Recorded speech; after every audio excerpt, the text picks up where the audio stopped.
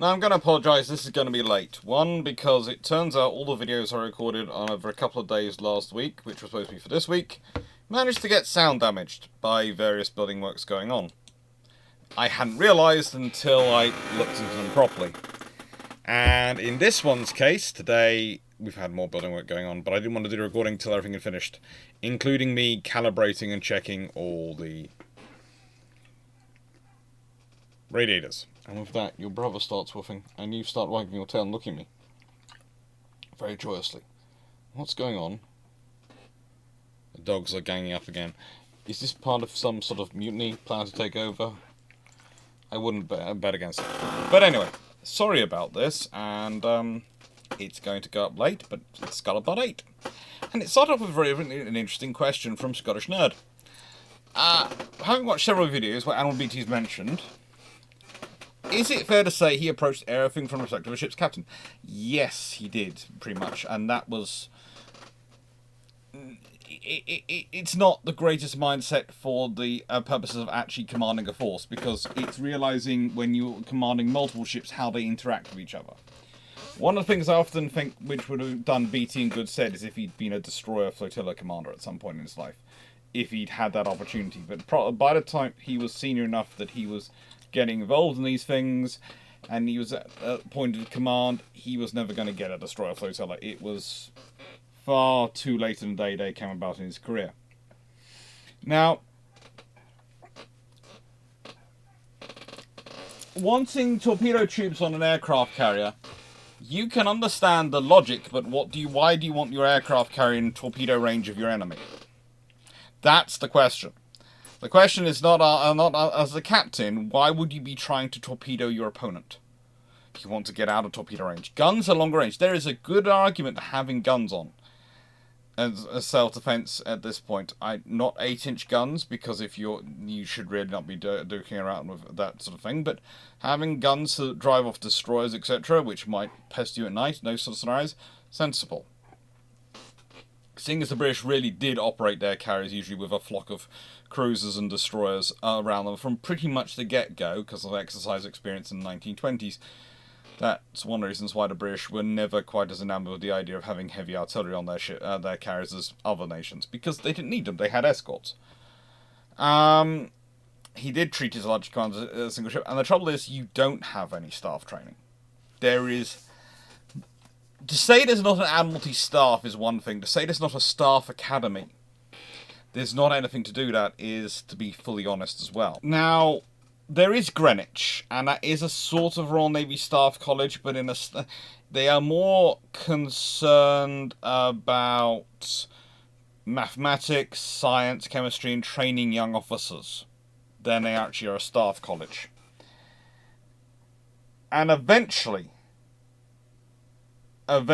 they do get an actual war college there, they do get an actual staff college set up, they do get these things running. But one of the realities that you have to remember about the Royal Navy is they valued it so much that they actually discontinued these activities during World War One. Don't shoot the messenger. They really then restarted things post-World War One, and they changed their mind. Staff courses became far more a part of the Royal Navy from post-World War One onwards. However, the Royal Navy has an ongoing problem, I would have said, till about the 1990s with staff training. In that, you often get officers who are on staffs who have not been through staff training. And officers who have been on staff training go on it and then get immediately given independent commands because, well, they've completed staff training, they've completed the course they need on that career level. A good example is Michael Clapp's, Commodore Clapp's 1982 Amphibious Task Group command staff, and the fact that so many of them did not have technically staff training. They were experts, subject matter experts in their field, which does go a long way. But the whole point of staff training is being trained to operate as part of that battle group team and at that level. And this is one of the reasons why, again, I bring back the Royal Navy kind of managed to muddle through quite well while it was a large navy because of the destroyer flotillas. Because destroyer flotillas, because you have such a small group of officers running it, the commanders of those flotillas have to learn to be very good at selecting people to make up for their deficiencies and give them a capability they need. There is a reason why Cunningham, Vian, Mountbatten, when you start to look through the senior officers of the British Armed Forces who come from the Navy during World War II, the vast number of them, an almost overwhelming number of them, come from the destroyers. I know, the Royal Navy of World War II, we're always told it's still a battleship mafia. It's not. It's not an aircraft mafia, it's not a submarine mafia, it's a destroyer flotilla mafia. It is literally the destroyer guys are the ones getting to the top. And the reason they're getting to the top is because they're the ones who have had to form a staff. They've had a basically trial by fire. The ones who do well as flotilla leaders, get promoted. The ones who don't do it well, they get given a small cruiser, pass out of time, and leave the Royal Navy as a captain. That's what happens. So you do a destroyer flotilla well, you've had a hardwired experience of how to run a staff, how as an admiral, how as a commander to set up a staff, because you are coordinating multiple ships, and you have to coordinate those multiple ships to be successful. You can't rely on anyone else, there is no one else to back you up, you have to do it. And then you add in the fact that there's an actual person in the rank Rear Admiral Destroyers, who comes from the destroyers, who's going to be your senior officer, and there's one of them in both the Mediterranean Fleet and the Atlantic Fleet. And that's what you're going to get promoted to. And, well, yeah. There are good positions for you to go. There are good positions for you to go, for you to rise up through. But this doesn't exist prior to World War I. And you add that with the fact the relative newness of the staff in the Admiralty and the expansion the Admiralty goes through in terms of staff through World War I and the reorganisation into war years. There is a very different change and approach to these things. I would say Greenwich is to an extent Britain, the Royal Navy's equivalent to the Staff College, which exists at Camberley still to this day, and the well, so when I say Staff College at Camberley, it's sort of got moved to Shrivenham, and all the staff training sort of been moved to Shrivenham, but there is still at Camberley in Sandhurst a very, very good department, which does all sorts of interesting training. These things combined mean that traditionally the Royal Navy is the weakest when it comes to staff. When it comes to not the work the staff are prepared to put in, not their individual knowledge, but their understanding of and preparedness for staff roles. One of the really interesting discussions I've had, and it's been seen over later years, is the Royal Navy's really worked on since about 2000, honestly. For about, I was going to say the last 22 years, but basically it's in about 2000. They've worked on improving their staff in terms of improving their abilities to develop, to project themselves within the staff system, to be able to write the required papers, to be able to do the required work which you need to put in to be a functioning staff and be an effective staff. It's been not without problems, it's not without issues, but it has been, largely speaking, successful, and probably explains why the Royal Navy's been doing better in the strategic sort of the various strategic reviews Britain's had, because at the same time, I would say, as the RAF staff has stayed as they always have been absolutely first class, the naval staff have been getting better. I would say in some regards the army staff have been less effective at delivering what they wanted to do. And that's not me being nasty, that's me saying that there are good cases to be made for resources for the army, but their staff sometimes seem to miss them completely and go off on making a case which sounds like it comes out of 1964. And you sit there and go, no, that's not going to work. But yeah, the interesting motto, of course, of Greenwich, which of course was shut down in 1998. Greenwich was shut down in 1998 as the Royal Navy Staff College, and everything was combined, was Tam Minerva Quam Mate, by wisdom as much as by war. And the whole point was you could prevent a lot of bloodshed in war by learning the history. But yeah, Scuttlebutt, Carriers, Beatty, and Sopwith Cuckoos. So before we get into the rest of Scuttlebutt 8, this is another reason it's been a bit late, is I wanted to make sure this was finalised. So, we have December in terms of lives. We have integrated ASW, how long-range maritime patrol aircraft work with ships and submarines to hunt our subs. Michael 66, World War I tribals, what they were developed for, what they're intended use for, what their role was. I think that's going to be a fun one. That's going to be a premiere. Tacamaris has got another live, which is Royal Navy build 15-inch armed Nelson class F3. What changes for London Treaty? It's an interesting one. KGVs and refits to Model 2. That is actually an interesting one working out, because there is part of which goes, well, would they still, if you've got the Royal Navy standardised everything on the 15-inch, do they still stick with the 14-inch idea for the King George V, especially post-1937? Because whilst you couldn't necessarily make it all 14-inch quads, the work to make it a 15-inch, a 15-inch gun ship is not as complicated. It's still complicated on the King George V's. When you're the 14-inch, or would you go with would you have been pushing for 15-inch to be the minimum anyway? It's an interesting debate. And Premier Andrew, more round pegs, holes for square pegs. Where could unloved commanders get postings where they could have shone? It was interesting to try and figure out who the unloved commanders were, and I'm still taking suggestions for that one. That's going to be happening in the 4th week in December. So honestly, if you've got any suggestions for unloved commanders, people who you think who our history treats badly, other than Admiral Beatty, who of course I did kind of suggest actually could have done quite well being deployed to the Mediterranean, and could have done quite well as a commander down there because of his skill set, rather than in spite of his skill set. Then in January we've got KVG's Flotillas of Danube, 17 votes that received this time. That is a true one for keep putting it in, because Calvin Gasberg has been putting that in, I think, consistently for the last 14, possibly 16 months. Non-stop. I haven't gone back and checked them all. And it's made it. And it made it with one of the highest scores.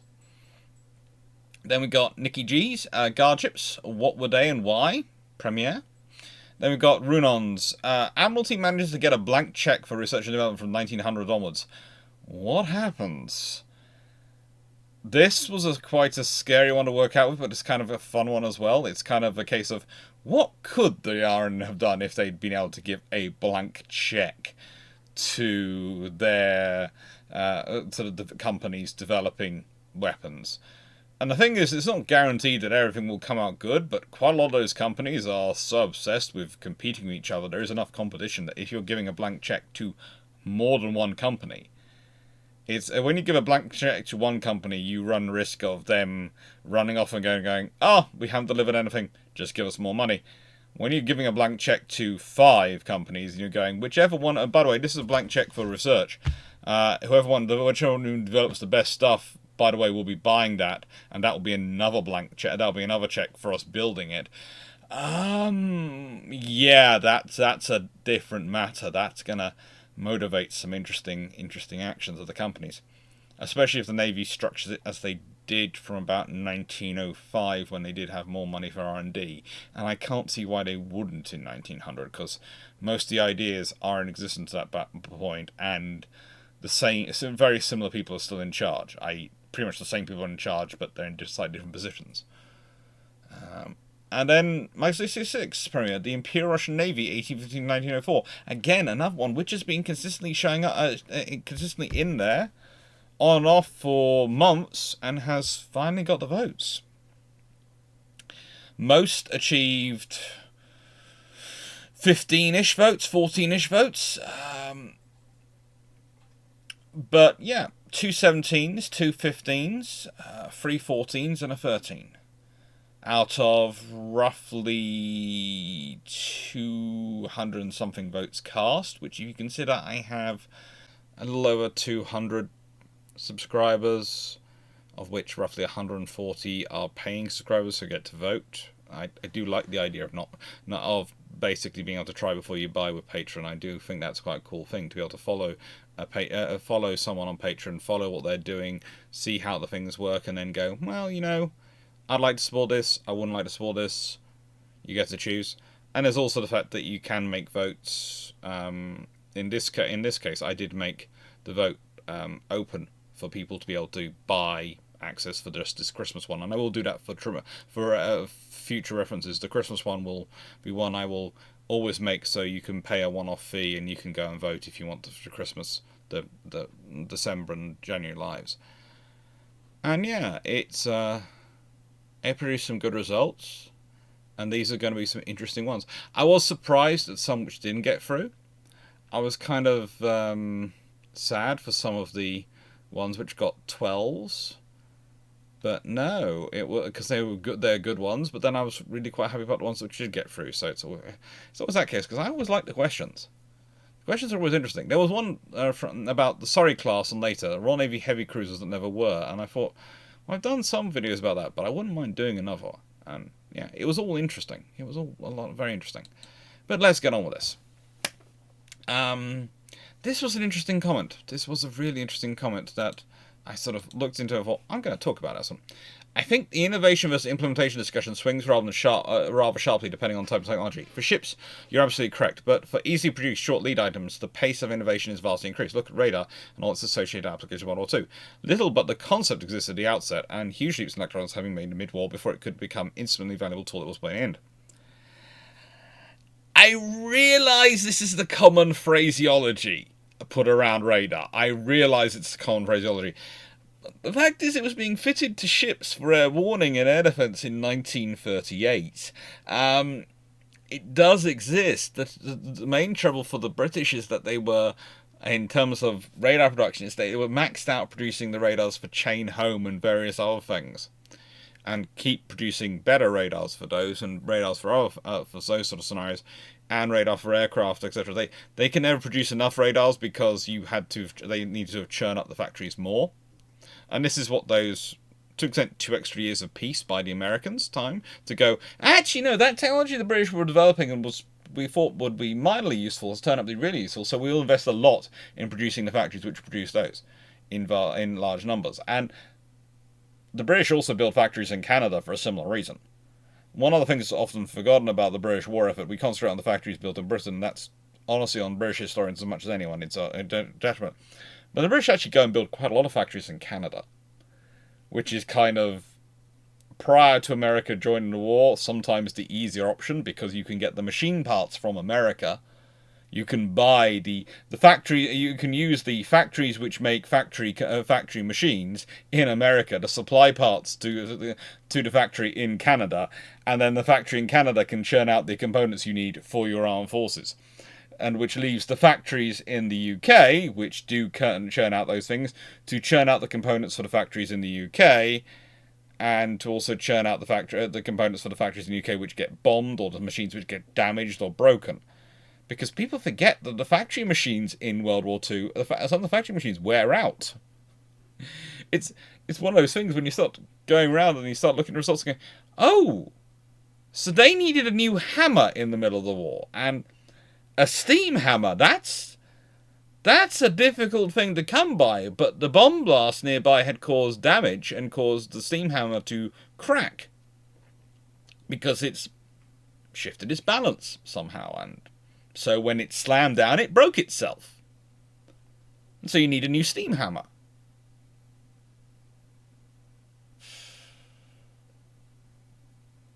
I don't know. But yeah, there is, to an extent. There are some smaller items do get more quickly produced, and there is a level of innovation. But I would say radar and quite a lot of those heavily developed items were actually underway quite a while before war began. Radar was under development.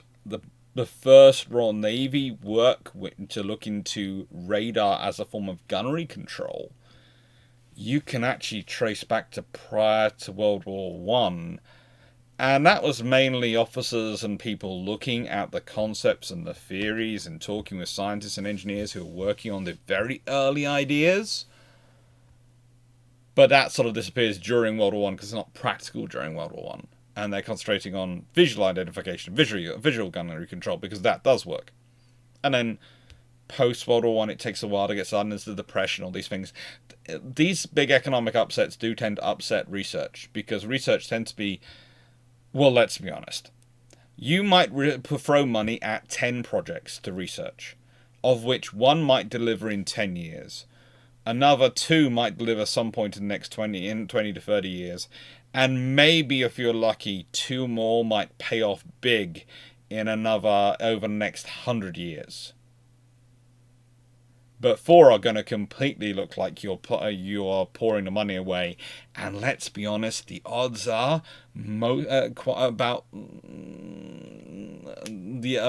of the rest, barring the one which pays off pretty quickly, is going to look like that as well to anyone who's just looking at it purely from the point of view of this has not generated a return yet.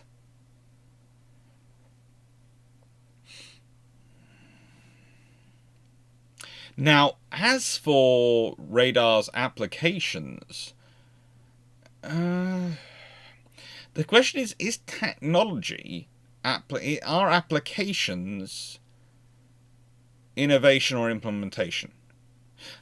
Now, please note, this is what I'm saying. I'm saying here is the innovation would apply to technology, but the application of it, the sort of innovation would definitely apply to the development of technology. But the application, well, that's implementation. We have this capability, it can be applied here. Airborne early warning, as I've discussed in other videos, is something which the British were already experimenting with. They'd been looking at it back as far as the Blackburn, Lord help us. And it had been sitting up there spotting with the good old Mark 1 eyeball. And binoculars. Well, maybe the Mark II eyeball then, because it's got the binoculars added on to spot aircraft flying in. Using air search and aircraft for searching, etc. So it's more a case of we can miniaturize this. We can apply this technology, and we can make it smaller. And then we can use it for this and this and this. And to an extent, you can argue that falls against that being innovation and implementation. I would usually say that's on the implementation because it's applying an existing technology in a different way. But you can claim an innovation because it's applying existing technology in a novel way. But I would say a novel way would be if it's providing something which hasn't been done before, using a different technology. I'd say it's innovation, it's implementation when you are replacing something that's already been carried out by other means. And I'd say largely in that regard, radar fits into the applications of radar, especially across the plethora of fields it turns up, is that. Now, fuse sensors, that's an interesting one, but then again, you've got magnetic fuses on torpedoes. You've got all sorts of fusing systems that have been developed over the years. So, does radar fuses do they change things? Do they not change things? It's proximity fuses, that is. That's a one which is open up to a whole discussion. This is a whole technological discussion, truly, and that's why I did the Year of Technology, to try and delve into a bit of that last year. I think I'm going to have to probably revisit the Year of Technology again at some point in the future and do a second Year of Technology and look through things and probably update some of the videos as well. This is one of the things I'm quite happy to do. I do find it interesting with... I was having a talk with someone else who runs a channel which is not on history. It is a factual channel, educational channel like this one aims to be. Always aims to be, with a little bit of humour and a little bit of typical lecturer sarcasm. So, in the nicest way, this is pretty much par for the course. But you know, they approach a thing of once they've done a video on a topic, it's done. They will never do anything more on it. I approach a video on a topic from point of view of, well, this is my perspective on the video at this time, using the information I have available at this time. If I get new information, I won't take down the old video, but I'll put up a new video. If I have the opportunity, I'll put up a new video and I'll discuss the new information, how that is, has it changed my opinion, has it not changed my opinion?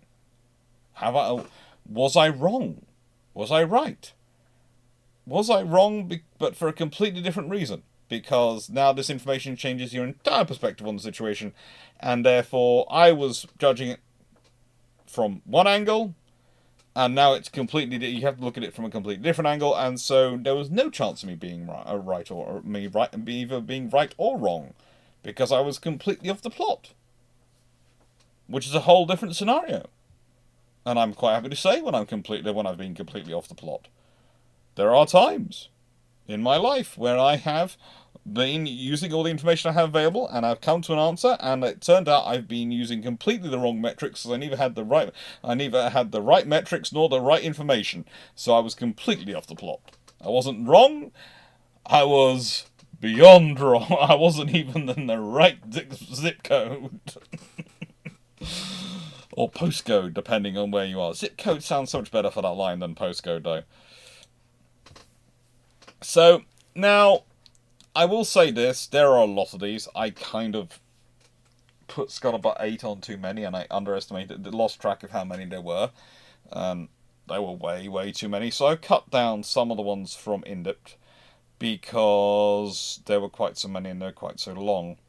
And all sorts of interesting discussion points, but yeah, basically, you don't, as a rule, you don't seem to like alternate histories. You really don't seem to like the alternate histories. It's an interesting one, but you also, there's an interesting point that came up here in that you were talking in depth about the Sopwith Cuckoo. And I was intrigued by your coming from the Air Ministry side, the Air Ministry perspective on the Cuckoo. They really didn't like it, because there were a lot of compromises made for it to be a carrier plane, and then they barely operate them from carriers. And, of course, the Royal Air Force post-World War I is really not interested in the small group of torpedo bombers, because the Air Ministry and Royal Air Force's focus at that point was on survival and entrenchment and creating themselves. You know, there's the reason they spend so much money on building Cranwell, etc. Which is understandable, okay? I understand their logic behind it. There was sense going on to doing these things and building themselves a huge training place.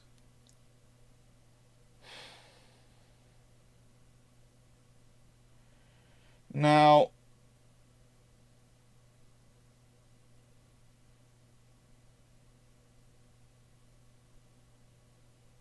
there was something really kind of interesting in that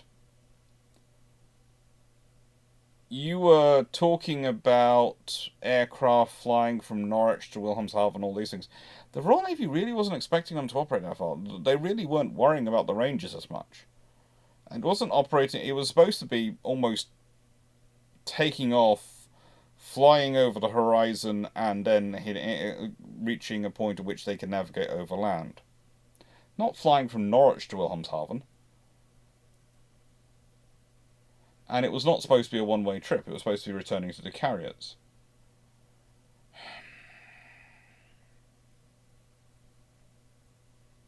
Now, one of the interesting things you've got there, you have mentioned, is there's no arrestor gear designed for the Sopwith Cuckoo. And whilst that's true, there was no arrestor gear for any aircraft at this point. They didn't have arrestors. They didn't invest. Arrestor gear was actually the second generation of cables to be put across the stern. The first generation of arrestor gear, arrestor cables put across the backs of carriers, was to stop aircraft tipping over the side when they landed, not to actually stop them. They're expected to stop under their own brakes or be caught by the deck crew. So that's whilst that's a critique you can make, that's an absolutely pointless critique for the period. But it was interesting to read the points you put in and what they could do. And honestly, the Royal Navy was expecting the range to be somewhere in the region of, they would launch from 60 to 70 miles off Wilhelmshaven, and then come back, drop their torpedoes and come back. One of the interesting things was it doesn't happen. There are delays in development, and there are delays in there aren't enough carriers available and all sorts of things. But it's an idea which they're experimenting with. And yes, things have to go right for it to work. But it's not impossible if you started off earlier. And one of the issues the Cuckoo did have in its development was, again, engine shortage. It's one of the reasons why it ends up with a sunbeam. Whereas if you're pushing for it earlier and you're starting it earlier, you're going to have less of a competition for engines, which does actually fit with what the Royal Naval Air Service was doing earlier in the war. It's just one of the things they weren't pushing for was a carrier-based torpedo bomber, sadly enough. Alright, next one, and okay, so this one I'm going to expand. It's on third-rate ships of the line. I'm going to expand it out because, yeah, this is how a comment came through to me. So this is not anything critiquing of the commenter. It's just I can't really make it big on that screen because it was almost separated up. But I'm not sure why YouTube has done that. I really don't. I'm presuming I don't. The major difference is that at the time, it didn't really matter what regular people thought. The opinions that mattered were the ones of the higher-ups, kings and other, which is a much smaller group. I'm sure that at the time, the regular person would have wanted their country to the country's navy to be only first rates too. Today, the opinion of voters matters. It's much harder to explain why third rates are needed to millions and millions than it is to less than 1,000 people, even accounting for communication tax. A lot of people just don't care enough, but they care enough to want their country's military to be the best. No matter if a smaller ship would work better. Edit for the spelling. Okay. Now, I can understand why you'd think that. But most of the period we're talking about, when the third race, we're talking actually quite a large electorate for the time.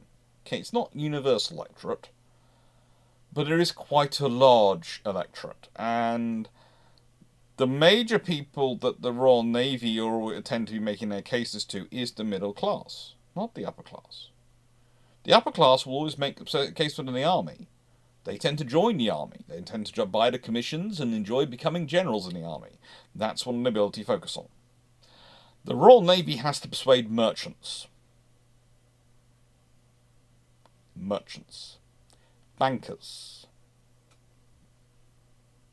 When Napoleon categorizes Britain as a land of grocers and shopkeepers, he's not wrong, because it's the grocers and shopkeepers, the middle class, the professionals, which the Royal Navy relies on to make its case to.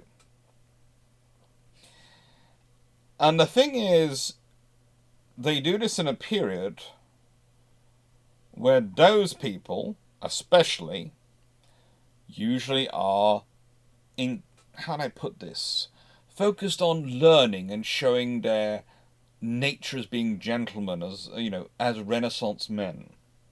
It's a phrase which comes far later than the Renaissance. And that's when all the desire with Greek culture, etc. comes from. And that's one of the reasons why the Royal Navy likes to have Greek names for their ships, believe it or not. Yeah, they pick up on this. They pick up on those names being ascribed to that group, and that's what they're finding. And that's one of the reasons why the Royal Navy gets in the habit of writing books. And they're still thinking when they get to the period of World War I in the 1900s, that's how you communicate. And of course, by that point, you move from books to newspapers. You've moved from tomes, which people wish to read to show their status in society by learning, to pithy one-liners, headlines. And that's a different world. That is truly a different world. And whilst to an extent you are right, it's not a mass electorate, it's a different form of communicating. And one of the things I often say to people when I am advising on strategic communications, which is one of many things I pay for my, living, as in my eating and my drinking and, well, drinking of iron brew and water mainly and milk. But my eating, definitely, I do love my food, I admit that. I need to, as soon as I'm allowed back in the gym from pneumonia, I'm hoping to try and lose some of this. But yes, I do enjoy my eating, and it's one of my pleasures in life. We all have one. Is by doing consultancy on as a strategic consultant for companies, etc. And it's not always not always a easy job, because you're often telling the client exactly what they don't want to hear, i.e. that their approach to something is completely wrong. But it often does involve me talking to the comms teams quite a lot. And one of the things I've noticed about successful companies and successful organizations these days is they've realized that the trick you do is you have a taster of information put out in short form. But you always have the option for, would you like to learn more? Would you like to learn more?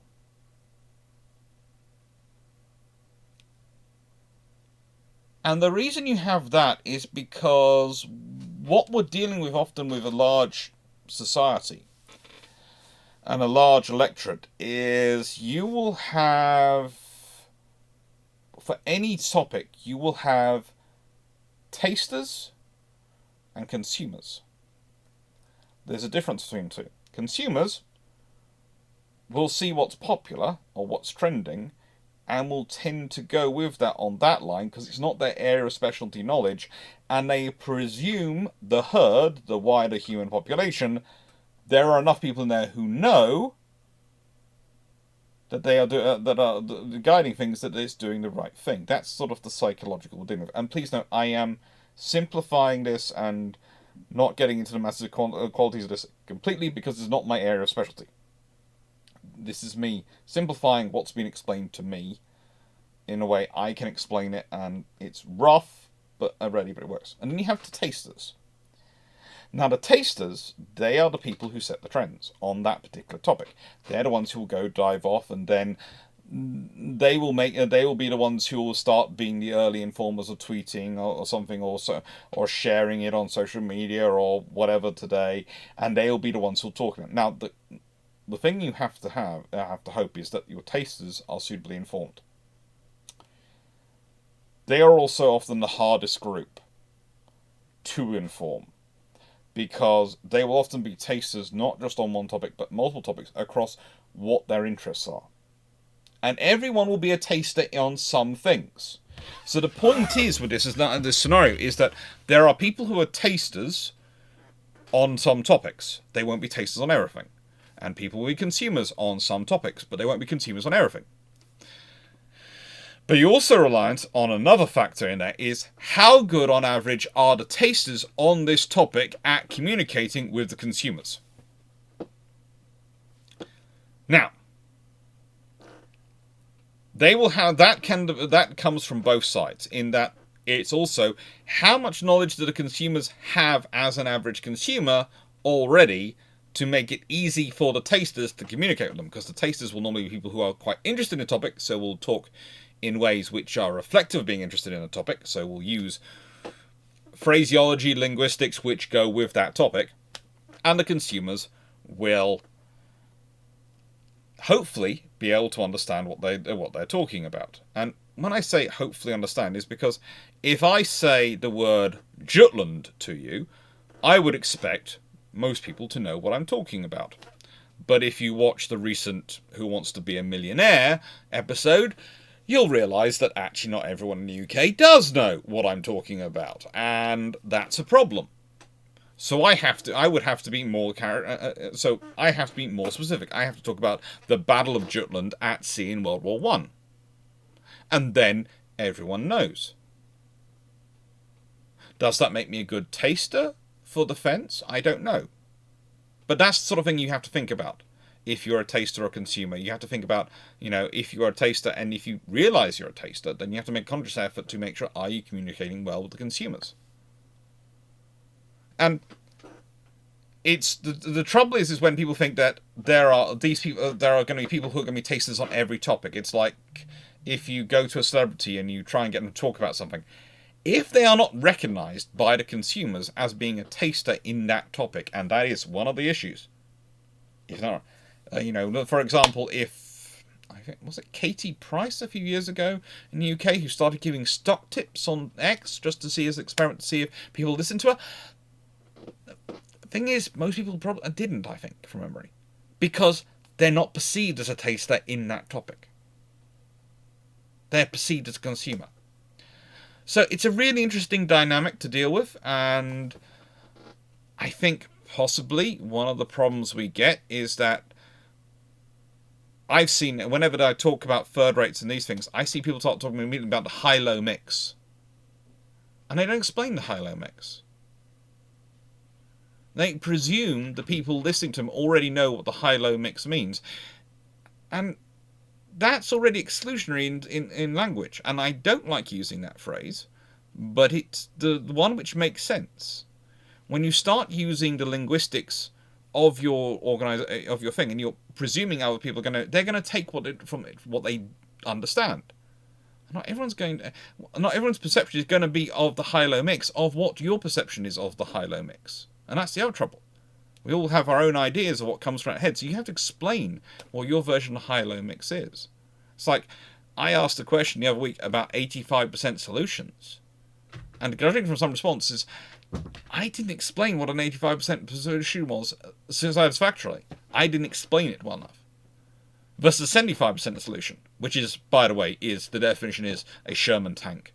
That's a 75% solution. But that's on me, and I will learn it for future. And that's me showing I'm not as good a taster as I might hope to be on that particular topic. But I'm going to keep trying to improve. So, shameless book plug, where I say thank you to all of you, and also apologise, because that was about the 16th interruption I've had since I've started trying to film this video. So, in the nicest way, well, this particular version of this video, if it doesn't go live till the early hours of the 5th, rather than going up on the 4th, I will not be surprised. I will really not be surprised, and I do apologise for that, because I'm trying to do a video every single day, and so far there have been 2 days which have been missed due to the building work, which seems to be ongoing. Every time I think we've finished it, the mall seems to rear its head. At the moment I keep being called away because there keeps being issues with, well, to be honest, issues with 2 things. Radiator balancing, which if you have radiators, you will know exactly what I mean when I say balancing is fun. And Zoopla, because apparently the old house is not high enough up on the search results. And that's apparently something which I'm supposed to be able to fix, because I'm the IT tech one in the family. And I'm going, nope, I do not have the power to reprogram the Zoopla website. But anyway, thank you very much, everyone, for your support of the channel. I hope you're enjoying it, and thank you to everyone who's helped me make, I think, over 14,000 subscribers so far. I have, when this comes out, who knows how many days I will have till get to, because it's midnight on the 24th, I have to have got to 15,000 by. So, I've got roughly 20 days, and I need to gain 50 a day, 50 subscribers a day. So please, any suggestions, any help? And no, I'm not paying for them. I'm not doing that. That's one thing I'm not doing. For starters, I'm spending enough on this place. I love it dearly, but I've spent enough on this place. Yeah, it's fun. But thank you to everyone who's bought these. And this is the series of books. So Castlemaine will now come out. This is the series of... Castlemaine will now come out probably on the 9th. I'm recording 2 more 2 historians this week, and I've got another one scheduled to be recorded next week. And I've got another couple which are in the works. So you will hopefully be getting roughly 8 2 historians at the end. And what I'll do is I'll tack on the 8th 2 historians onto the week of the week beginning the 20th of January. So there will still be these full days of coverage and of the videos going out. I just tack them onto the end and make sure they're all out. So they will be coming through. And when this video goes out, possibly on the same day, there's going to be the Monroe Doctrine live, which is going to be fun. Luckily, I've written that. It's like the key aircraft one. I'm going to need to re-record that, and oh, forget me, I'm going to try and put that in. It's going to be done. And of 2 submarines in 2 wars. Yeah, somehow I think that might get recorded on Friday evening, because builders and plumbers and electricians won't work on a Friday evening, will they? Please tell me they won't work on a Friday evening. Please. I hope they've all gone home. They're doing a very good job. I do not want to sound disparaging at all. It's just, I tried recording and I just got non-stop complaints when I put a video out which had some drill noise in the background. So, yeah, I can't do that. And so recording is in the evenings when they're not here and when I'm not getting interrupted for dealing with the things from them being here. Oh, balancing radiators. Who'd have thought that would be what my evenings would be on this Christmas coming.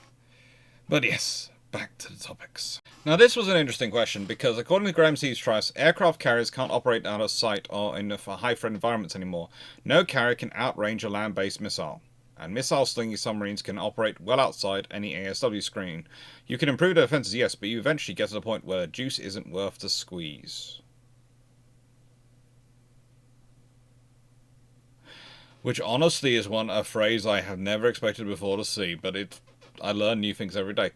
Now, the thing is, operate out of sight or operate out of range. I think you mean range, and I think you're referring to anti-ship ballistic missiles, which I talked about before have issues with their use. The trouble is when you're using a ballistic missile is that it has the similar profile, especially most of the ones which are touted as anti-ship ballistic missiles, is that they have a similar profile to the land attack ballistic missiles, and the trouble is you launch a ballistic missile, people are going to see you've launched a ballistic missile. Are they going to wait around to find out what you fired it at? That's a problem. Once you start using ballistic missiles, even in those sort of scenarios, you are creating problems. Plus, to be honest, ballistic missiles as threats are something which was sort of better at dealing with. This sounds weird, okay, but let me explain. So, the real problem with hypersonics, if they do come about, is if they are low altitude hypersonics, because they're going to come zooming around the curvature of the Earth. The Earth is a curve. It's roughly a sphere, a bit squeezed, but a sphere, and therefore they're going to have a very short radar horizon before you're able to intercept them. So they're basically going to come around at high speed, and the curvature of the Earth is what interferes in your radar, unless you've got radar which bounces off the atmosphere and you can try and this around. But that doesn't tend to give you a good targeting solution, it just gives you a warning. Okay? So, if you, in the scenario where you're talking about where those ballistic missiles, anti-ship ballistic missiles, they go up and they come down. And the thing is, that's lovely because that means they go out of the atmosphere or even up into high atmosphere, and they are nice, clear radar returns, and you can track them coming in. And therefore, if you can track them, you can engage them. Now, the thing about using the phrase sight, that's the interesting one. So, sight rather than range is what you used. And I'm presuming you're talking about the range of systems which are used to focus in on targets, to find targets, because that's the issue, it's finding the carriers. You can't fire an anti-ship ballistic missile without knowing where your target is. Well, you can, but you're not likely to hit anything. So, because one of the reasons why you have to know where your target is, or rather where it's going to be when the missile hits, is because the plasma gets so hot, any sensors on the entry vehicle are not going to be able to see through the plasma at our current technological level. Please note, I'm saying current technological level. And people tend to go, well, this people can claim they can do that. And I go, they claim they can. They claim. Has anyone yet verified it, been able to prove it, been shown a way that actually can make it work? A theory of seeing through that plasma in a reliable way when we're talking about at a level you need to be able to detect over a wide area to home in on a maneuver and home in levels you need to with a hypersonic. Because remember, hypersonics don't turn quickly. They're going that fast. You know, if you're doing that, it's very difficult to turn. You get, but if you're doing that, you can turn quite easily. That's the sort of scenario you're dealing with. Because you're going so fast, your turn's going to take a long time. Or rather, cover a large amount of distance to make the same turn. So if you're... there's a problem with that scenario. So sight is the interesting thing. Now, usually what we're talking about therefore is we're talking about the reconnaissance assets you have available. When you're talking about wide areas, you're talking about satellites. Not drones, satellites. The reason you're talking about satellites is because, let's be honest, to search the Pacific Ocean for a fleet, you do not sending out. Your option is set up one drone or one satellite or millions of drones, and if you're producing drones in that vast quantity, the odds are they aren't going to be able to. They are, if they're but large enough to go across the Pacific and actually find something, they're not going to be small enough you can produce them in that vast a quantity. Now, satellites are their own special breed of issue. Technically, the SM-3, the anti-ballistic missile version of the standard missile system, does have an anti-satellite capability, which has been tested. And it does work. And there are other ASAT systems as well. There's also various systems we've been used for fooling satellites for about the last 70-odd years. Sailing in the wrong direction to throw out the targeting information, making smoke pots go off, causing all sorts of thermal imaging, jamming. You've done all sorts of things have been done to satellites. No, do they always work? No. Do satellites always work in those circumstances? No. So, yeah, I don't think out of sight you can say that. I'd say it's harder. It's harder. But it's not impossible. And I'd say, arguably, if you're the British, what have they put their focus into? Because everyone who operates carriers has put their emphasis on certain things. The Americans have put it into the wider spectrum they can. The British have focused largely, it would seem, and I'm making an assessment of what is publicly available and publicly known. As we don't have, as the British do not have, or neither the British nor the French have a publicly stated anti-satellite capability with any of their hard kill systems, have probably aimed for a soft kill electronic warfare methodology, which would fit with the British approach to warfare quite heavily and the British niche that they tend to fill in NATO. Again, look at where quite a lot of electronic warfare standards come from in NATO. That's usually the trick if you want to watch NATO and work out which countries are leading which places, and from publicly available information, look at the nations which get involved in the standards being discussed. And no, that's not giving anything away to anyone, because that's all publicly available information. You can soon work who's turning out, who's arguing what in the public meetings usually gives you a clue as to which countries are interested in. So yeah, but also the question is, are you still needing air power? Are you still needing air support? If the answer is yes, next question is, do you have a reliable enough ally in that region that you want to build an airbase on? Can you build an airbase on them? Can you supply a aforementioned airbase? If any of the answers to that is no, then the answer is you need an aircraft carrier. So the thing is, we're a long way from when the juice isn't worth the squeeze, to use your phrase.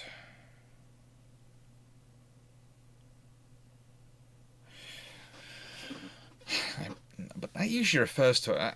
the thing is, I've always referred to it as a quantity thing. You can no longer get enough juice out for the squeezing, so it's not worth doing the squeezing. It's the amount of juice, not the value of the juice. Well, I suppose that does reflect the value as well, or utility. It's weird. That's just... that saying doesn't fit for me, but we'll see. Let's see, perhaps others will agree with you, agree it fits. So, Ray of Hope came next. This was nuclear for a ship seems to make sense for very large units where high power generation is needed to drive a large ship at high speed, and for submarines where air-independent continual power generation allows for long periods underwater. In both cases, the ship itself seems to have to be large for nuclear to be accommodated. True. U.S. carriers are very big, and all nuclear submarines are large compared to conventional units. Not all, but most nuclear submarines are doing roles which are long-range utility roles, and they have taken over the long-range patrol submarine function and the attack submarine function of what, if you consider the differential between the U-class and the T-class in World War II of the Royal Navy submarines, most of the modern SSKs fulfill roles which are roughly analogous with the U-class. Most of the world's SSNs fulfill roles which are roughly analogous with the T-class in terms of what they do. And, yeah. If you look at the size differential of those and that ratio, and then you apply it to modern submarines, it does kind of still fit. Just. The US Navy did have a number of smaller warships built with nuclear power, but all have been scrapped, and all current US ships other than carriers are gas turbine or diesel powered. The US LHD and LHA types are as large as the CD Charles de Gaulle, but are not nuclear. This poses a question. Why? If nuclear is such an advantage, then all new large ships will be built as nuclear, but they are not. Therefore, the only conclusion is that nuclear is a waste of time and resources unless you're building a large number of very large ships to spread the cost. Thus, nuclear makes no sense for a single-ship navy or even a two-ship navy. Perhaps the Royal Navy is right to stick to gas turbines along with everyone else. Yes and no. There's a reason why the LHDs aren't nuclear. If you remember, amphibious ships tend to have to get a lot closer into shore than aircraft carriers, and they are far more easy to locate than aircraft carriers because you can usually tell where troops are coming ashore. So the idea is that they are far closer to the enemy weapon systems, and they're carrying thousands of troops and ammunition which you're trying to offload. So you do everything you can to minimize the risks of there being a problem which is going to take out an entire task group. So for quite a while there was the fear with LHDs, if they had nuclear reactors, they could go boom. Then after a while it went, well, if they were hit by the enemy enough. Then after a while it went, well, they're able to go into ports where they don't allow nuclear-powered ships. This is useful, so we'll keep this as a capability. And furthermore, by them not being nuclear-powered, it also reduces their individual unit cost. And again, they are, to an extent, because of their role, and they have to be risked slightly more than the carriers, are to an extent more disposable than the carriers. Not in a we want to lose them kind of way, but in a way of we can afford to lose them slightly more easily and they're going to be less difficult to replace, but we'd still really rather not lose them. Really rather not. Really would not prefer not to lose them. Now, I would say with the Royal Navy sticking to gas turbines for the Royal Navy, it's a fact that they don't have any surface nuclear assets and they don't train that, whereas for the French it's a matter of national pride. They do. I would say that for the French it matters for national status, but also you have to consider how much France has invested in becoming a nuclear powered nation and how much money they've invested in nuclear reactors and nuclear technology as a whole. France has gone into it in a way very few other countries have, to an extent, and which to an extent more countries should probably have done so, because, well, it would be solving quite a few issues of energy dependency and greenhouse emissions worries at the moment. Okay, yes, it's not necessarily the perfect long-term solution because of the fuel. I do concede that, and what you do to spend fuel. But the thing is, if we had more nuclear reactors around, they would provide enough coverage, longer term, for us to develop other sources of energy without pushing into things maybe before they're ready or mature and then them coming a cropper. And if you push into a technology before it's mature, it falls apart and so it gets a bad reputation, then it's going to take a lot longer for that to recover than it is for it necessarily to mature into a useful technology. But the stigma around it's going to prevent investment. Human psychology. Sadly enough, it has a factor in so many things, but it's because humans are fundamentally human. Who would have thunk it? So yeah, it's there are a list of issues. I would say for submarines there's also another advantage for them being nuclear powered. It's the speed they can do underwater. It allows them a kind of strategic mobility, but you must remember high speed comes with high noise. So they only do it when they need to. Then we have this one, which is another really long point, but I did want to put in it, and it's from Jevons, and I was considering going and scrolling through it, but it's on the Tiger Cubs. And the reason it interested me is Jevons went and worked in Spring Sharp to go through and have a look at a Tiger Cub design and try and work it out. And it came to less than half the price of HMS Tiger. So you can have two for the cost of HMS Tiger. And the trouble is, if we consider that the battle cruisers after Tiger just get more and more expensive, mainly because you keep upping the things, because upping the requirements for entry. One of the things that affects people always think it's guns which affect the build of capital ships. No, it's engine density. It's how much power you can get per ton, because that is what makes the fast battleship viable, what makes the battle cruiser even faster, what makes the battle cruiser itself viable over the battle cruiser as time goes on, because it's as engines get more powerful and dense in terms of their density, their power to weight ratio, you can afford to have a denser vessel, i.e. more armour, more subdivision, and be able to get it to the speeds you require. It's one of the interesting things is I was having a conversation with someone the other day who was going, well, you know, would you want a 40-knot battle cruiser? And I went, well, it's nice, but not really what I need. It's like fast battleships, 28 and plus knots.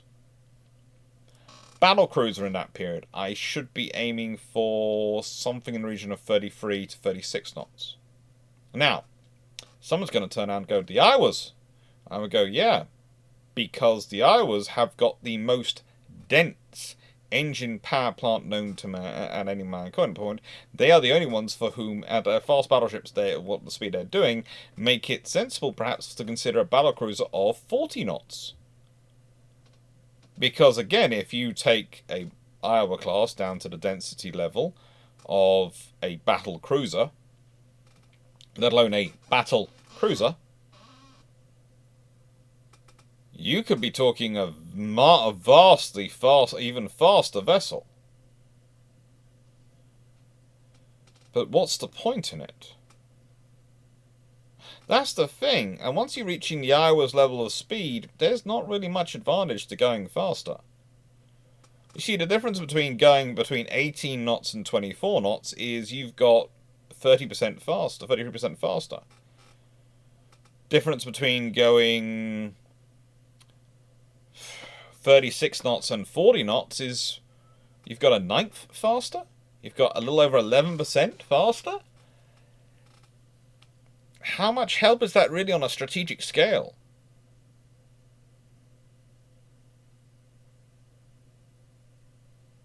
Moving from 21 to 28 knots, that's 33% faster. 18 to 24, 33% faster. That's an advantage. Once you're talking 36 knots, and you're looking, and the steam plants, etc., once you're going faster than 40 knots, etc., yes, if you can go faster, great. If your escorts can keep up with you, everything you can keep up to sustained speed, great. That's where nuclear-powered ships really come into their own, if they can do that. But the thing is, for steam-powered ships, I'm talking about World War I, World War II, how much advantage is there to be able to go 40 knots versus 36 knots on a strategic level for me to worthwhile paying for a government? Yes, it's an advantage for me in terms of being able to dictate the battle and get away from your faster ship if you can do 36 knots. That's an advantage. But on a strategic level, is it worthwhile being paying for? Or is it worthwhile me going, right, you can do 36 knots, I can do 36 knots as well, And I'm going to add in the armor and the subdivision you have so I can duke it out with you at 36 knots. We'll see who wins. Also think which one is technologically easier for me to do.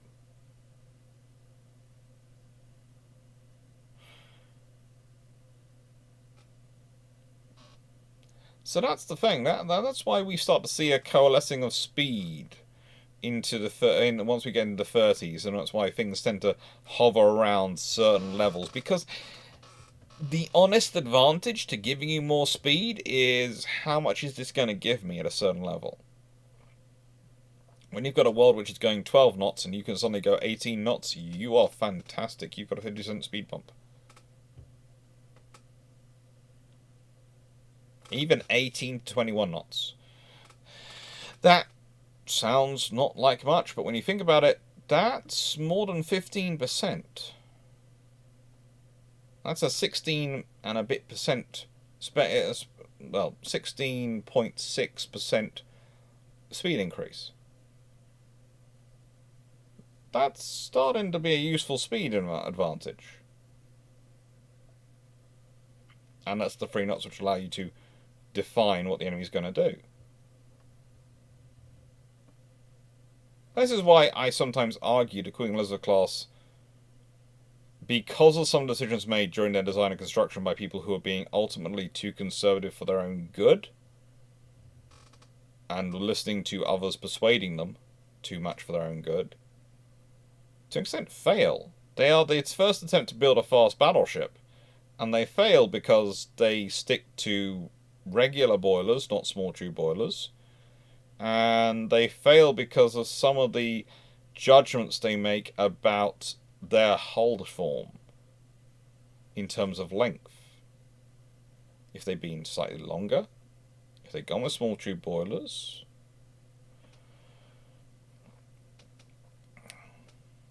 like they considered at certain points, I'm not adding in new history here, well, there is a chance they could have got to that 28 knots, but more likely they'd have got to 26 knots. There is a chance, though, there is a good chance, I'd say, they get to the 28 knots. The thing is, it might be 28 knots like their speed when they're going, oh, we're going at this speed, it's 28 knots when we actually max out our boilers, not what everyone else is using as figures of when they're doing their boilers at about 70-80%.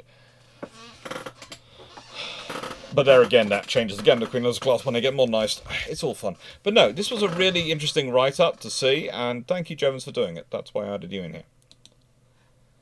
And then we have David Pearce. Hate to be a well actually. Well then, don't be a well actually guy. But UAD definitely has parts and hulls for a 15 to 20,000 ton armoured cruiser design. I know what you're going to say. You're going to say the Austrians, aren't you? You may need to bump the tech year to 1920 or to 1930 to unlock them, but they definitely are there. Austria-Hungary gets advanced armoured cruiser hull in 1930, which is perfect. Austria-Hungary didn't historically exist in 1930. So for trying to use UAD to do a history-based form analysis, I have to try and stick with what they have for that period, because otherwise I am adjusting it too much. This is the point between doing alternate history as a kind of study and just trying to look for something to illustrate it. Yeah, I could go with the French large armoured cruiser design. I could go with, the Austro-Hungarian, but they're not the British options and not the British design tree. Not based on the British technology and terminology. So I have to stick with them.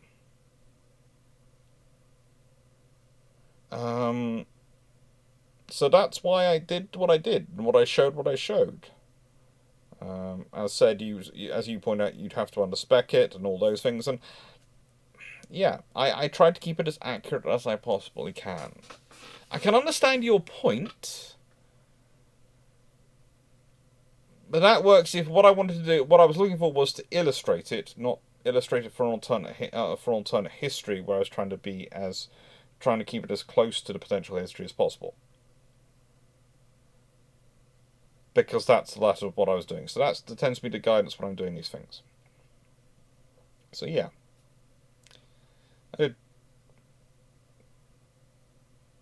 it's a case of I have to admit I can probably open myself up to some arguments here because people are going to go, well, of course you read it and you knew it's going to say Austro-Hungarian, that's why you said Austro. But no, I have to say I reenacted kind of what I did when I first read it. I went, bet he's going to say Austro-Hungary. And I automatically deleted that, as I said, because Austro-Hungary doesn't exist in 1930. So anything they've got from that period, anything they've got post World War One for Austro-Hungary, it's fantasy land as far as I'm concerned. Doesn't matter what history they draw it from. It's Austro-Hungary doesn't exist at that point. Now the French one, was tempting. It really was tempting to go to that one in 1920. But the French hull shaping is not quite right for how the Royal Navy would have pushed. I think. And the brief was a Tiger Cub, so in the end what I did was a scaled down Tiger was one of the models I did. I literally took the Tiger class hull and went scale it down. I think that did a good job. I think it did.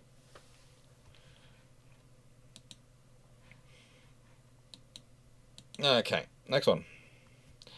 Ethan McKinney, you need to have tight, carefully scripted 50 minutes if you want to influence anyone. Now, there were some responses, and I said, people wondering why I put Scuttlebutt 8 on the thing. Some people still haven't realised that's basically my note, so I can go back and track it in. Now, I already discussed this to an extent about influencing people. I don't think you do need to have necessarily tightly, carefully scripted 15-minute videos if I want to influence people. Because I know people who do tightly scripted and carefully worked over 15-minute videos, and I know the average time viewership for people on 15-minute videos is not 15 minutes. The average 15-minute video gets an average viewing time of roughly 5 minutes. The average 90-minute video gets an average viewer time of roughly 45 minutes. That's from my own videos. But that's also from the materials which I tend to get through talking to other YouTubers. So, the thing is, do I think 45 minutes is worth it versus 5 minutes for a 15-minute video? I don't know. But I don't do 15-minute videos. I do 15-minute presentations in conferences. I do damn then. Don't particularly like them, but I do them. Because I always feel like the stuff has been left out.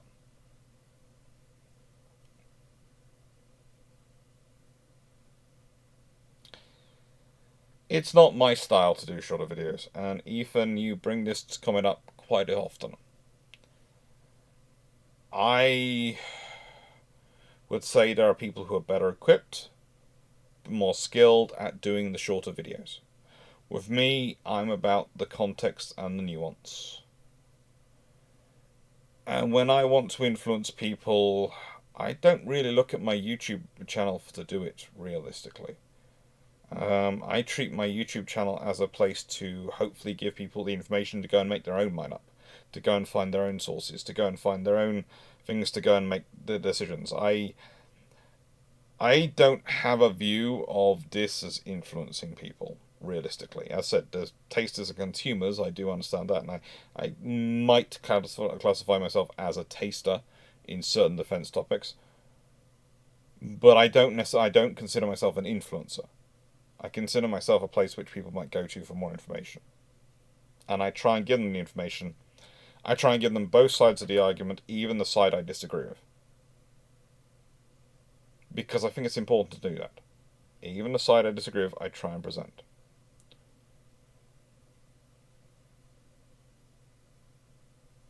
But how I influence and tend to influence things is I tend to take part in writing papers and things which are submitted into reviews are part of that.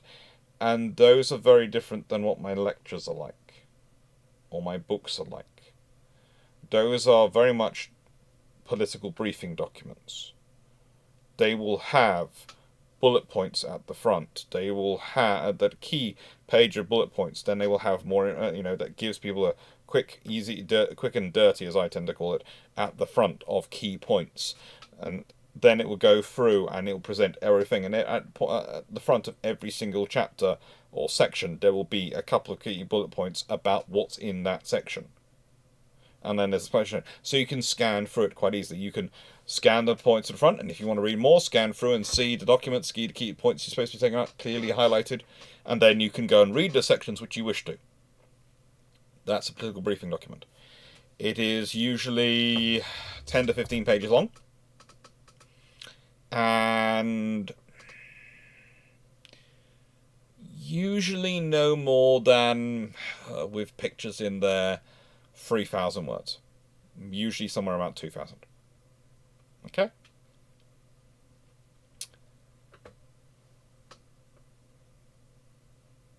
That's what get written, get submitted.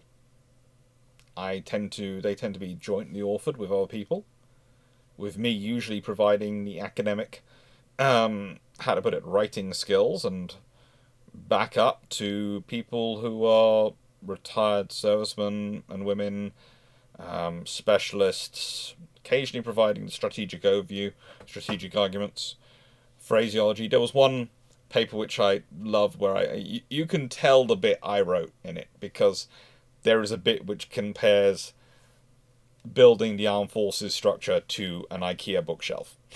And you can just tell that's one line coming from me. I'm sorry.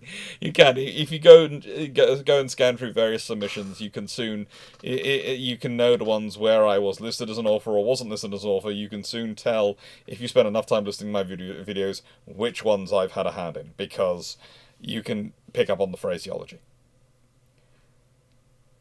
That's how I tend to work and where I work. And I also tend to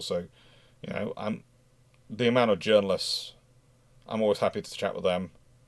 I'm always happy to chat with anyone who calls up, who wants to ask me a question. I'll chat with them, I'll explain it as best I can. That's what I work on. I don't view my videos as influence, and I don't even view that as influence. I view that as putting forward an argument, putting forward some information into the debate. Because, honestly, I think when it comes to defense and security, I don't think influence really works the same way as it does in retail. And let me explain why. In terms of what foods and things you're going to, clothes, etc., those are very short-term. Those are often quite short-term items. And because they are short-term items, but also to an extent low risk, if I buy a shirt and I don't like it, well, with me, that usually means I've spent 10 quid. If I don't like the t-shirt, then I'll wear it, but I'll wear it when I'm gardening or something like that, and if it gets eventually ruined, I'm not going to worry about it. But it isn't going to cause me many problems, and for that, therefore, I might look at things like things like what are people who I like interested in wearing shirts, oh, there's that cool cartoon shirt, oh, I might get that, sort of thing.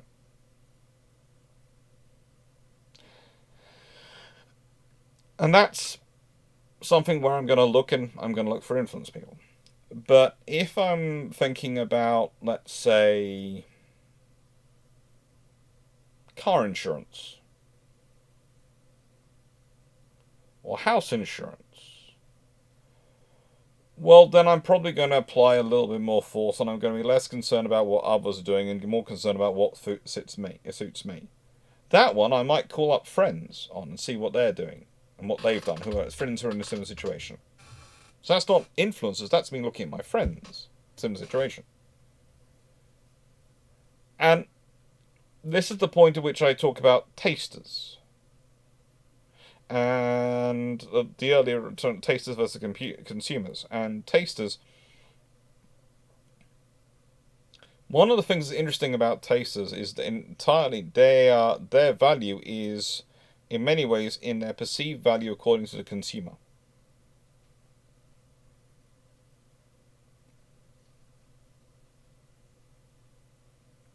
And the consumers will choose how much or what they pay attention to of those tasters. So yeah, doing a 15-minute video might, is it going to persuade more people? Is it going to persuade more people, or is it if I do it badly, which I might do because I'm going to feel it's not going to either rush it or I'm going to feel it's not including everything. Is it going to actually degrade my value? Whereas doing a longer video that they might watch more of, or they might watch bits of, does that help? And also, let's be honest, when you consider the videos and topics I do a wide range of naval history. I'm really not setting this up as influencing influencing anything in terms of immediate debates. I'm more of a case of, yeah, this is where hopefully you find more information about naval history, about these topics, and this wider discussion of the strategy, of procurement, of logistics, of all this stuff to put together, and you go from there. And with that information, when you're armed with that information, you go and make better decisions. That's what I hope, anyway. That's what I hope.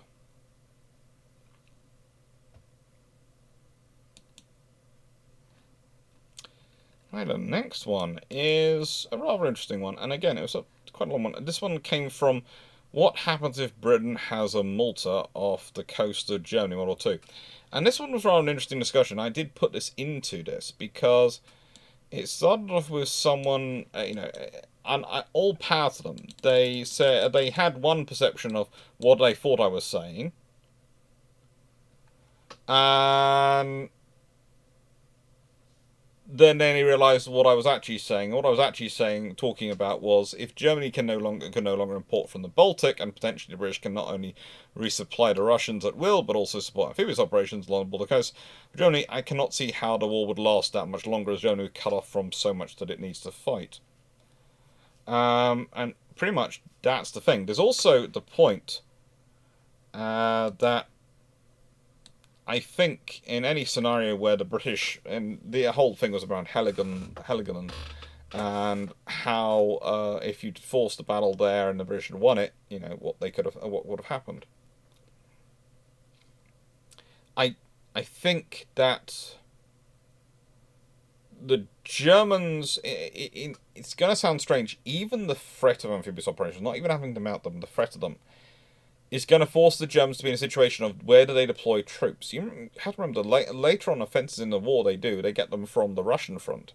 Well, if now the Russians can be resupplied, and this battle likely takes place early in the war, I could see it, and taking place 1914, 1915.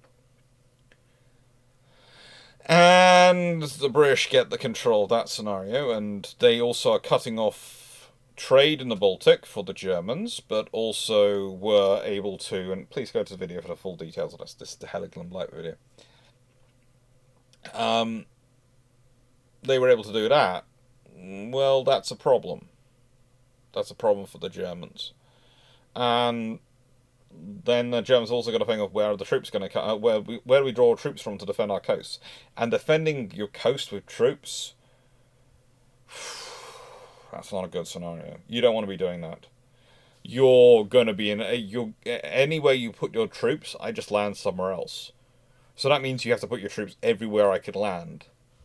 That means they're either penny packets, in which case I will whomp over them, or they are not there, in which case I just walk on anyway.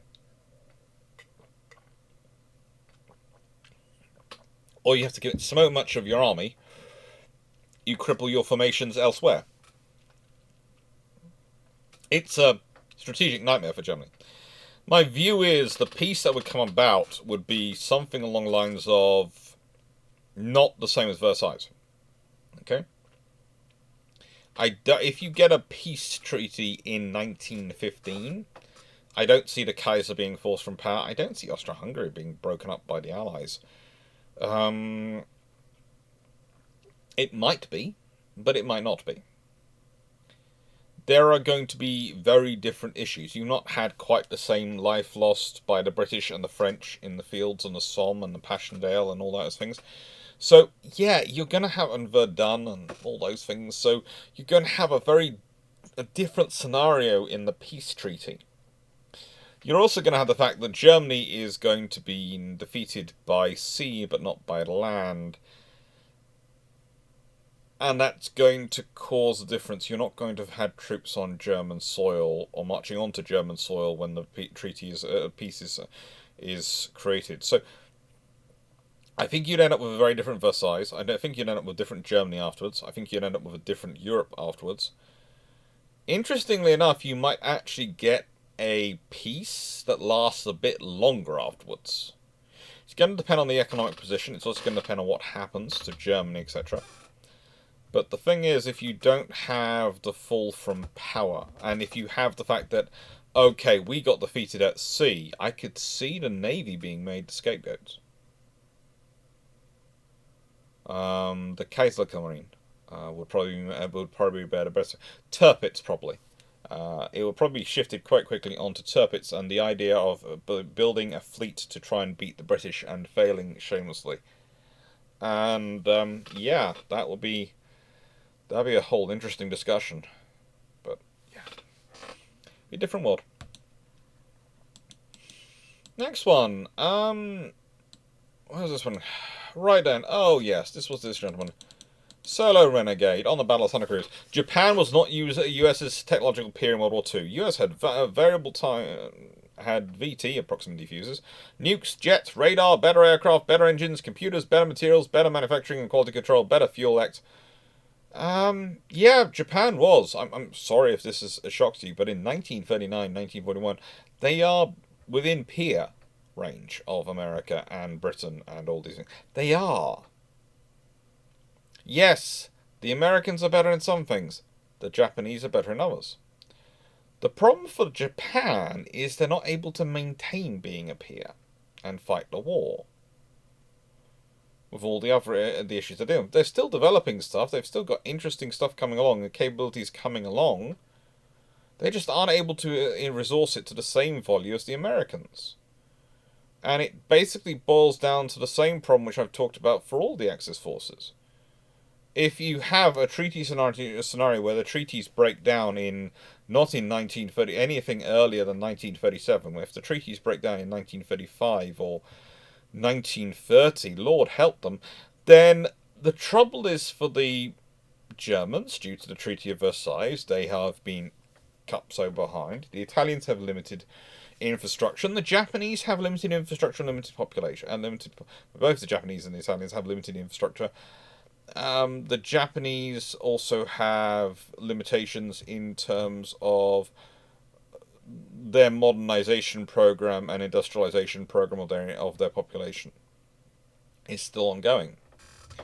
The Italians have, well, mostly thanks to their situation in Europe, are further along that path. And yeah, you have the treaty system break down earlier. They're rushing along. The Allies rush ahead. And it's not even fair. The British, because of the infrastructure they have, and the wider empire, Dominion, Commonwealth, and the trade links they have, can rush ahead, and will need to, but can do so. The Americans, because of their size, can rush ahead, and the reality is the Japanese had achieved quite a bit in their run-up, but that was being part of, well, to be fair, as I've always said about the Anglo-Italian-Japanese-American naval race, the qualitative race for the capital ships prior to World War I. The great thing is about that race is they're all buying bits from each other. They are racing over who has the biggest, snazziest ship, and yet they're all quite happily buying turbines from Britain and sights from this one and guns from... It's all sharing the technology. They're racing, but they're against each other, but they're also sharing the technology. And they were integrated in that extent. And to an extent, they can do that and still carry on and still are to an extent integrated while peacetime reigns. Prior to sanctions, etc. While peace reigns, they are part of the same global economy. They are building off from each other. But no, Japan, Japan at the start of World War II is America's technological peer. And they are a peer threat. And mostly they're a peer threat, you can argue, because US Congress hasn't funded the Navy and the armed forces appropriately. They're a peer technologically because of the reality of technology at the time. And they are a major industrialized nation. They are well, technically, actually, they should be the second largest navy in the world, because Britain and America are supposed to be joint tied for first place in 1939 to 1941 era, etc. But the trouble is, because Congress hasn't funded a navy, which was a gamble the British took when they signed up to naval treaties, and Britain has, they're technically the third largest navy in the world for Japan, because the Americans are in second place, because Congress hasn't funded them. This is the point I often have to make. Treaties, Britain and America are supposed to be equal. Congress cuts that one down. Quite quickly. I have to always make sure I emphasize that point, though, because people sometimes say, oh, you're saying the American Navy is less than the British Navy. No. I'm saying that despite them having the right to be the same size as the Royal Navy, and the legitimate justification to being the same size as the Royal Navy, Congress made sure they weren't. And then we have this one. Now, Soviet Navy Image Doctrine, always wrestling with the same demons. And this came from DK. Calabar versus Stovall. Now, there were some interesting points in here. Since the late 1950s, higher weight capability is just as important for air-to-air as just as a striking ground attack. Yes. I would argue it does give you an advantage. Heavier fighters have better performance, greater sensor and weapon capabilities, while also able to take larger fuel loads for either range, endurance, or decker launch performance. Now, you're starting to get there, and there are certain things. And before we get to one point, one thing it's worthwhile realizing about the Harrier is actually the Sea Harrier was actually beyond visual range, and one of the few one of the only couple of BVR fighters actually in NATO at one point. Mainly thanks to the Blue Vixen radar, the later radar they had. The Blue Fox wasn't as bad. It was quite a good radar, and they did use it to achieve some kills in the Falklands War. They were not visual only. That is, again, one of those things which are often accurate, but they're not. There was one of the squadrons was better at using their radar than the other squadron at the beginning, but they both got good at it in the end. Now, you've said, imagine how much more effective the UK's task force would have been if Falkland Islands, instead of Harriers, which were visual only, which I said they weren't, force of F4s supporting aircraft were present.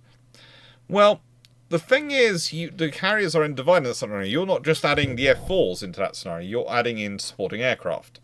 If there'd been, I would argue, if there'd been airborne early warning, even of the helicopter variety, Sea King variety, that would have made a huge difference to the losses in the Falklands War. If you add in F4s and the capability they bring, well, they would have been better. It would have been a better scenario. They would have been more capable. But this is the point. Britain decided it didn't want to be in the Catabar carrier business anymore. Decided that was too much money. They managed to fight a rear guard and end up in the Stovall business. And they've ended up with a very good Stovall system. Now, I'm, again, F-35B versus F-35C.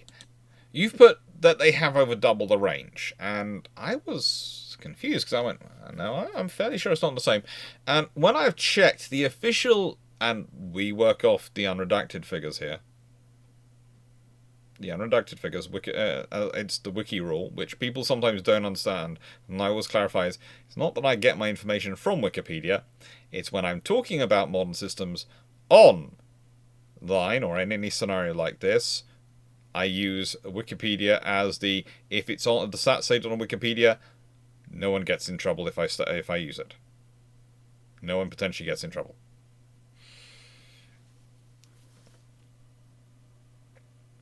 Well, the range given for the F-35C on internal fuel is a little over 1,200 nautical miles, which is the same as given as the F-35A. And the range given for the F-35B is over 900 nautical miles. So that's about a third greater, not double, a third greater. Now, the interesting thing is the internal fuel for the F-35C is 19,750 pounds, which is 6,250 pounds more than the F-35B, and about 1,500 pounds more fuel than the F-35A. But the F-35C does have an empty weight of 34,581 pounds, or 15.7 tons almost, versus the F-35B's 32,472 pounds, or 14.7-ish tons, and the F-35A's 13 tons, roughly. 13.2 if we're being quite close. Now, when we start thinking about that, we start thinking about the fuel capacity, well, the F-35C carries, as said, 6,250 pounds more fuel. But it weighs over a ton more. About a ton more. So, empty. So honestly, I'm quite comfortable with the idea of them maybe having a range a little bit of about 40% more, probably.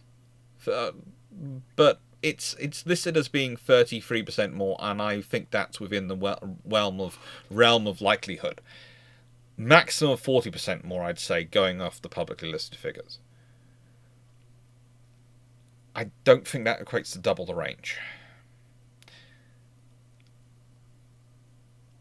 But again, there's a scenario here of where you're dealing with, and I would argue the F-35C, with its range, etc., is far more orientated as a strike aircraft. It's useful as a strike aircraft. Now, the really telling thing is the combat radius on internal fuel. And combat radius is what we usually use for patrol range. And listed one for the F-35A is 617 nautical miles. The F-35B is roughly 500 nautical miles. And the F-35C is 617 nautical miles. Same as the A. Roughly.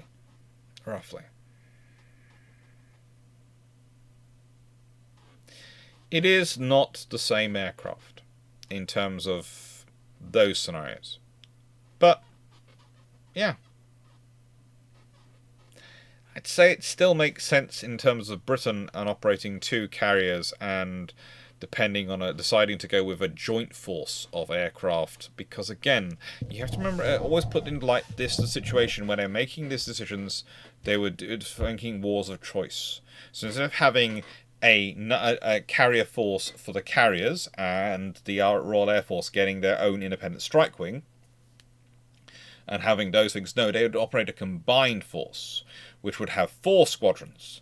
So you could surge a third squadron out to the operational carrier, and you'd only ever have one operational carrier, so you only need 2 squadrons of aircraft. And people keep asking me, why are the carriers going around with so few aircraft on them? And I go, well, part of the problem is that they weren't supposed to be operating multiple carriers at the same time when they were deciding the force structure. They need to adjust the force structure if you're going to keep doing this. You need to buy more. But at a certain point, if you buy enough of them, it becomes harder and harder to argue that you shouldn't also buy more for the Royal Air Force, and you shouldn't have a wider strike capability and a wider force overall. And realistically, we should. But that's a whole other debate to get into, and one which is a whole other channel really I need to fall at. The year of the aircraft carrier, though, has been a fun year. There are three videos, 820 Squadron, 801 Squadron, and I think USS Ranger and Wasp was actually done. I think, but if it wasn't, I will do that. I'm going to add them in and get them done. No, they're not done. It wasn't done. I've written it. I'm sure I recorded something. But those were, of course, when I was ill and some changes I did to move things around. But they will be done. And I think there's a video coming up on land-based naval aviation as well. Sad enough, 4 videos not done out of the year, but I think I did okay. Thank you very much for watching. Hope you enjoyed. This was longer than it was planned to be, but shorter than it could have been, considering how many things I'd put Scuttlebutt 8 next to. I'm sorry if I didn't get to your video, but yeah, your topic. But I'll try and get to as many comments as I can. Thank you very much, and hope you enjoyed.